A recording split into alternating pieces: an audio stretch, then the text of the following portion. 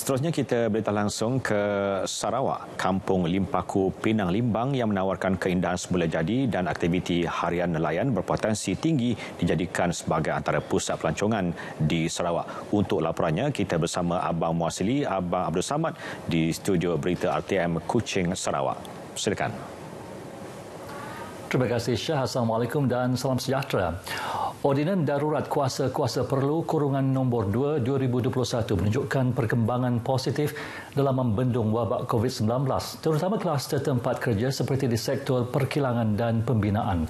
Menurut Menteri Perdagangan Dalam Negeri dan Hal Ehwal Pengguna, Datuk Seri Alexander Nanta Linggi, kerajaan telah menggunakan ordinan tersebut bagi mengambil tindakan ke atas majikan di sektor terbabit yang tidak mematuhi prosedur operasi standard SOP, termasuk tidak menyediakan keperluan SOP di tempat kerja selain kediaman kondusif kepada pekerja.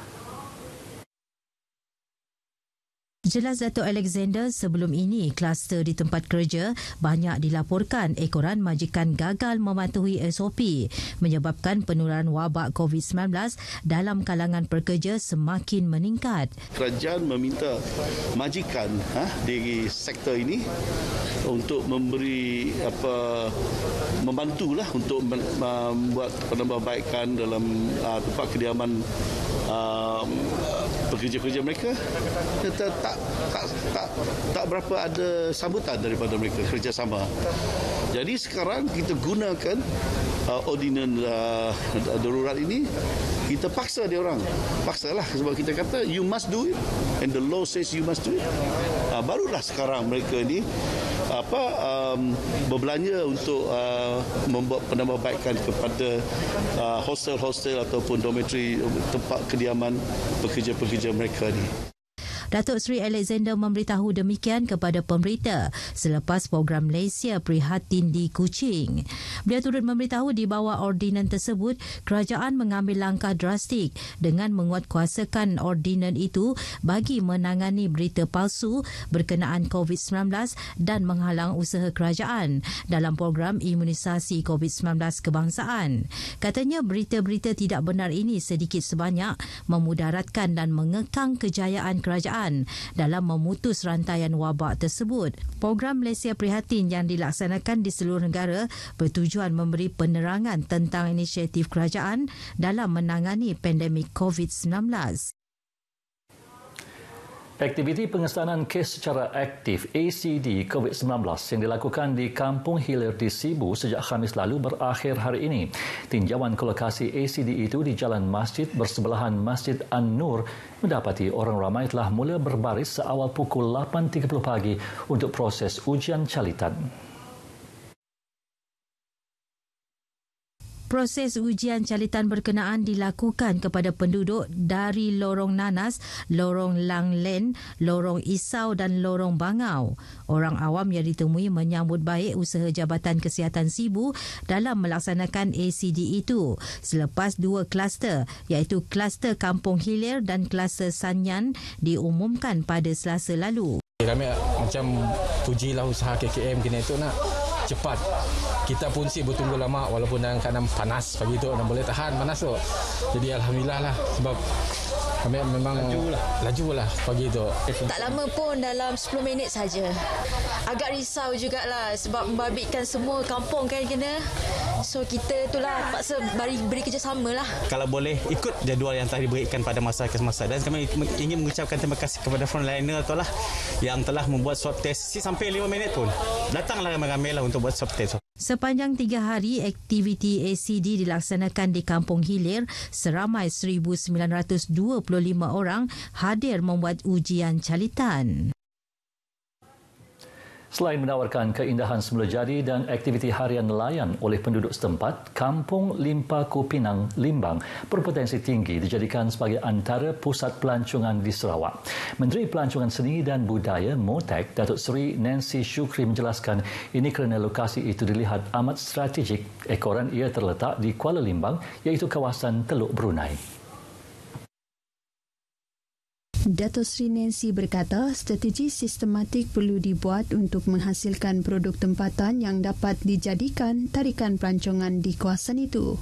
telah melihat banyak produk yang berpotensi. Cuma ianya perlu disusun atur, perlu ada dirancangkan bagaimana untuk mempromosikannya supaya dapat menarik minat pelancong di luar sana. Ini bukan, kalau kita bercakap pasal pelancong, bukan sahaja pelancong dari luar negara, tetapi juga dari dalam negeri dan malah di Limbang sendiri. Beliau memberitahu pemberita selepas melakukan lawatan ke Kampung Limpaku Pinang Limbang. Sementara itu, Ahli Parlimen Limbang, Dato' Hasbi Habibullah merangkap Timbalan Menteri Pengangkutan berkata, kampung tersebut bakal disediakan pembangunan infrastruktur. Jelas beliau lagi, perancangan tersebut dibuat bagi menarik minat dan memudahkan pelancong luar maupun dalam negara untuk datang berkunjung ke kawasan itu. Terdahulu, Datuk Seri Nancy Shukri dalam lawatan beliau ke Masjid Al-Asr di Kampung Maritam memaklumkan Kementerian Pelancongan Seni dan Budaya MOTEK menggalakkan peranan masjid dan surau diperluas dalam usaha menggalakkan sektor pelancongan Muslim di negara ini terus berkembang. Ini menjadikan institusi tersebut tidak terhad sebagai tempat ibadah semata-mata, bahkan dapat menyediakan pelbagai informasi untuk tarikan pelancong ke tempat tersebut. Datuk Seri Nancy berkata usaha mengenainya telah dibuat melalui inisiatif MOTEK melalui Pusat Pelancongan Islam bagi mengenal pasti masjid dan surau untuk dipromosikan. Ujarnya ini sekaligus memperkasa sektor pelancongan domestik untuk terus berkembang. Datuk Seri Nancy menyatakan demikian selepas merasmikan Masjid Al-Ars di Kampung Maritam Limbang. Pada majlis itu, beliau turut mengumumkan sumbangan RM5,000 kepada Masjid Al-Ars. Masjid Al-Ars Kampung Maritam yang terletak di Mukim Telahak siap dibina pada Oktober tahun lepas dengan kos RM350,000 di bawah projek transformasi luar bandar bagi menggantikan surau lama yang berusia 24 tahun. Ia memanfaatkan seramai 337 penduduk kampung untuk kemudahan beribadah yang selesa. Bangunan baharu Sekolah Kebangsaan Nanga Gayau di Sepauh Betung dijadual siap sepenuhnya pada Januari 2022. Bangunan baharu 3 tingkat tersebut meliputi bilik kelas, kuartus kediaman guru, makmal sains, pejabat dan kemudahan lain dibina dengan kos RM7 juta dan telah dimulakan pada Julai tahun lepas. Timbalan Ketua Menteri merangkap Ahli Dewan Undangan Negeri Bukit Saban, Dato' Amar Douglas Sukambas yang ditemani Ahli Parlimen Betong, Dato' Robert Lawson Chuat dan Setiausaha Politik kepada Ketua Menteri Dr. Richard Rapu telah melakukan lawatan ke tapak pembinaan pagi tadi untuk meninjau perkembangan projek tersebut. Bangunan sekolah yang sedia ada menempatkan 128 murid dan sebahagian daripada bangunan sekolah akan terjejas dengan pembinaan jalan raya. Sementara itu, dalam sesi turun padang tersebut, Dato' Ahmad Douglas dan Dato' Richard turut melawat beberapa projek transformasi luar bandar di Sepauh.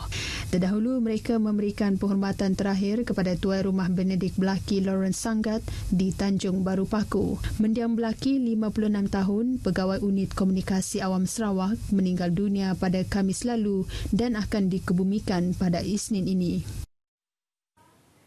Sekian berita wilayah dari Sarawak. Kita kembali bersama Syah di Angkasa Puri. Silakan. Baik, terima kasih Abang Mausili. 7 buah rumah teras 2 tingkat mengalami kerosakan selepas terlibat dalam kebakaran di Taman Pulau Perdana